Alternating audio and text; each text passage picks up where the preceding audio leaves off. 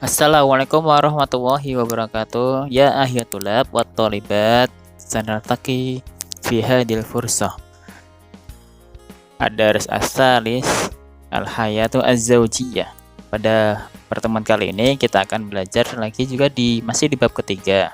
Akan tetapi kita sudah memasuki subbab ketiga, yaitu lebih fokus untuk mempelajari al-qawaidul lughawiyah, mempelajari tentang kaidah-kaidah bahasa Arab seperti nahwu dan shorof. Silakan diperhatikan ya. Nah, yang akan kita pelajari hari ini ada dua ya. Pertama, al-qawaid an-nahwiyah yang berjudul Anwa'ul Bina atau Al-Mabni. Masih ingatkah tentang jenis-jenis bina? Ya. Atau Al-Mabni. Kemudian yang kedua, al-qawaidus sarfiyah dengan judul Fi'lus sulasi al-mujarrad. Masih ingat kan? Dulu tentang pembagian fi'il ya. Ada sulasi mujarrad, ada rubai mujarrad ya. Nah, sekarang kita bahas al-qawaidun nahwiyah anwa'ul bina atau al-mabni. Masih ingatkah kalian dengan al-bina atau al-mabni? Nah, di sini akan Ustaz ulas sekilas ya. Al-mabni ya, kalau dalam bahasa Indonesianya kelompok kata yang keadaan akhirnya tidak berubah dalam keadaan apapun ya. Nah, bila ada suatu kata, harokat terakhirnya tidak berubah-ubah dimanapun dia diletakkan, baik di awal atau di sebagai objek, harokatnya kalau dulu aslinya pakai fathah, dia selalu pakai fathah selamanya. Nih, contoh mabni ya, ada domir. Nah, kayak ini ada huwa, huma, hum, hiya, huma, hunna, dan seterusnya. Ini semua termasuk mabni ya. Huwa selamanya wawnya di fathah dimanapun dia berada. Hum, memnya selamanya selalu di sukun ya. Anti, taknya selamanya selalu di kasroh. Ini contoh-contoh mabni. Nahnu, non terakhir selamanya pasti selalu di dhammah. Yang kedua yang termasuk mabni ada al-isyarah atau kata tunjuk. Contohnya ada hada sama hadihi. Kayak hadihi, hak terakhirnya selamanya selalu di fathah dimanapun dia berada. Tilka, dalika. Kafnya selamanya dia akan selalu di fathah dimanapun dia berada. Ulaika ada haulaika. Haulaika maksudnya. Dan yang ketiga, al-istifham atau kata tanya. Contohnya ada hal, aina, mata, dan madza. Hal selamanya lamnya selalu disukun ya, meskipun dia di awal, di akhir, ataupun di tengah. Aina, nonnya pasti selalu di fathah, dan seterusnya. Dan yang termasuk mabni lagi ada, nah tidak berubah. Ya. Ini yang al-harfu atau kata sambung. Contohnya ada min, ila, an, ala, fi, rubba, ba, kaflam, bi, kaflam. Nah, kata-kata ini, huruf ini, dimanapun dia berada, pasti dia harokat terakhirnya tidak berubah-ubah. Contoh kayak min, kayak an, nah, fi, ya-nya pasti dia disukun dimanapun dia berada ya. Dan di sini ada fi'lul madhi, kata kerja lampau. Ini contohnya nasoro. Nasoro, bagi dia di awal, di tengah, ataupun di akhir, ro-nya selalu di fathah. Fi'il amar juga sama, unsur. Bila ro-nya disukun, dimanapun dia berada, baik di awal, di tengah, ataupun di akhir kata, di akhir kalimat, ro-nya selalu disukun. Nah, sekarang kita masuk ke pembahasan yang sebenarnya. Ini ada, Ustaz kasih contoh ada dalika. Di sini ada anti. Ini adalah beberapa contoh mabni ya. Dalika dia masuk kategori al-isyarah yang kata tunjuk yang artinya itu. Anti masuk kategori al-mabni dalam termasuk jenis ad-dhamir. Anti, kamu perempuan. Nahnu juga termasuk mabni yang tergolong dari ad-dhamir yang artinya kita atau kami. Dan hal juga mabni masuk dalam kategori kata tanya. Dzalika, lihat kata terakhirnya, kafnya di fathah. Anti, taknya di kasroh. Nahnu, nonnya di dhammah. Hal, lamnya disukun, huruf terakhirnya disukun. Nah, bila kita menemukan kata mabni, contoh di sini dalika, kata terakhirnya di fathah, maka kita sebut dia salah satu jenis mabni, al-mabniyu alal fathai, gitu ya. Nah, saya ulangi, jika kita menemukan mabni, huruf terakhirnya di fathah, maka dia termasuk kategori jenis al-mabniyu alal fathai. Bila harokat terakhir dari mabni di kasroh, seperti contohnya anti, maka dia termasuk jenis dari al-mabniyu alal kasri. Gitu. Al-mabniyu alal kasri, bila kata mabni harokat terakhirnya di kasroh. Kemudian kalau di dhammah seperti nahnu, maka dia termasuk jenis dari mabni al-mabniyu alal dhammi. Ingat, al-mabniyu alal dhammi. Bukan al-mabniyu alal dhammah, tapi alal dhammi ya. Karena harokat terakhir dari mabni tersebut di dhammah.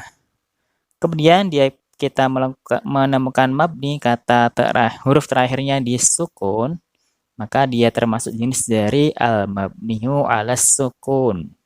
Al-mabniyu alas sukun.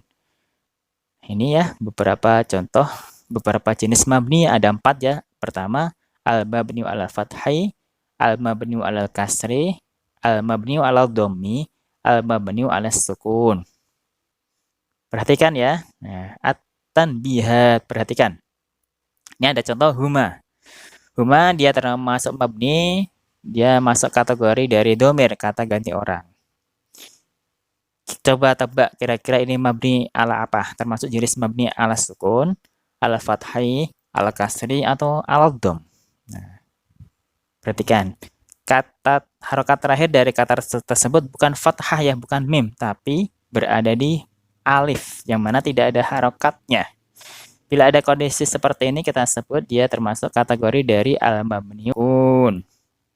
Al-mabniu ala sukun ya, bukan mimnya tapi alif terakhirnya. Ini kalau kita simpulkan, pertama jenis mabni ada al-mabniu ala sukun. Jenis kedua, bila harokat terakhirnya fathah, maka dia al-mabniu ala fathai. Bila harokat terakhirnya di dhammah, maka dia termasuk al-mabniu ala dhammi. Jika harokat terakhirnya di kasroh, maka dia termasuk dari al-mabniu alal kasri. Inilah 4 jenis dari al-mabniu atau al-bina. Nah, kita masuk bahasan yang kedua, al-qawaidul as-sarfiyah, fi'il sulasi mujarrad.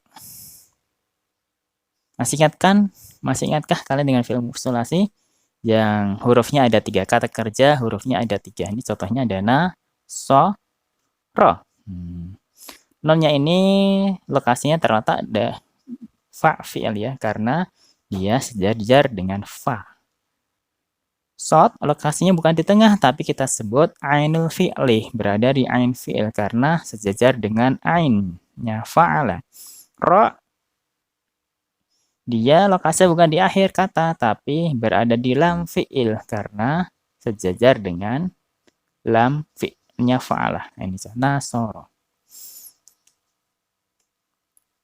Nah, ini kita bahas satu bahas. Ini ada 6 jenis bahasan di fi'il sulasi mujarrad, ada 6 jenis ya.